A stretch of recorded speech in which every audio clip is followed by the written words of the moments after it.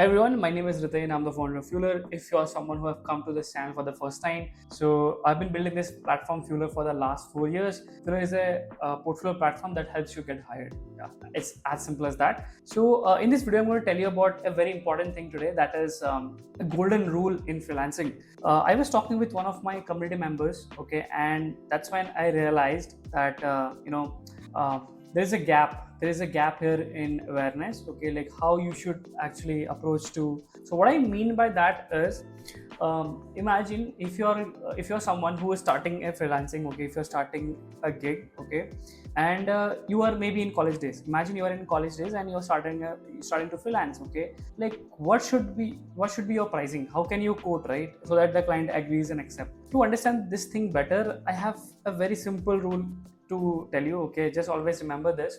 Do you have any other gig right now? Okay, if yes, then of course you can think about the budget here, right? You can think about what should you pitch and all, right? But if you don't have any gig with you right now and you are standing, maybe idle, or maybe you don't have any other gig right now, I would say just take this gig, right? Because something is always better than nothing, okay. In freelancing, always remember something is better than nothing, okay. Irrespective of you're in the college, you have graduated, or you're not getting new gigs, I would always suggest, don't think a lot about how much pay you are going to make. I mean, what would be the budget, and don't think a lot about if you're going to be underpaid or not, okay. I see a lot of freelancer, I mean a lot of people out there, they suggest this, right? You should quote this, don't let them exploit, don't let them undercharge you, don't let them undervalue your work. But don't worry about that when you don't have any client. See, that is applicable when you don't have any client, okay. But if you have a client, then you think about that, okay, fine, I'm putting my hours into this. Now if I take more client, then probably I have to hire someone, or I might have to overwork, right? So that is when you have to think of it,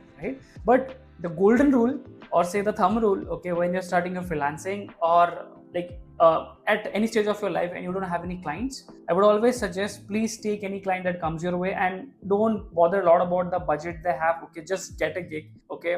This is much more actually applicable for someone who is starting out in their career as a freelancer, not for someone who is, say, in the industry for the last 5 years or 10 years and now you're a consultant. In case of consultant, obviously you have some budget already and you value your time more compared to when you're just starting out, right? So when you're starting out, please make sure that you're not asking a lot of questions around budget and maybe pricing. And like, I would suggest, just try to get the gig, okay, work with them. And starting when you're starting out, a lot of time you don't have experience, right? How exactly industry works and what are the dependencies they have and what kind of brief exactly gets selected, right? So please, just take the gig, okay, work with the client, understand how you're creating value for them, because when you do, you will be able to know where do you stand, right? You might have created your proof of work, you might have a fewer portfolio, but it's not going to work unless you work with some real life clients, right? You have to work with real life clients. That is very, very important, okay.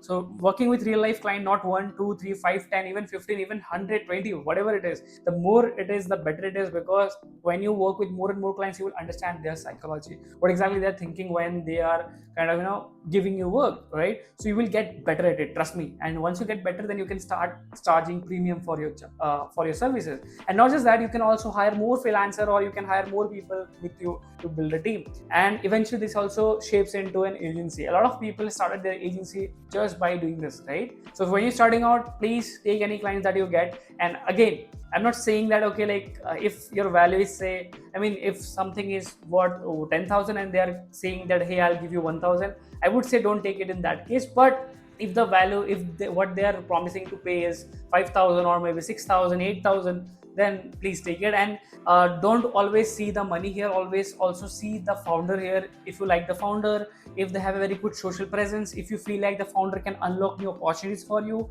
take that into consideration when you're deciding. And this all helps a lot, right? So that's it from this side, and I hope you take this advice and apply in your journey. And yeah, if you looking for a portfolio tool, please try out Fueler. Trust me, it's gonna change your life.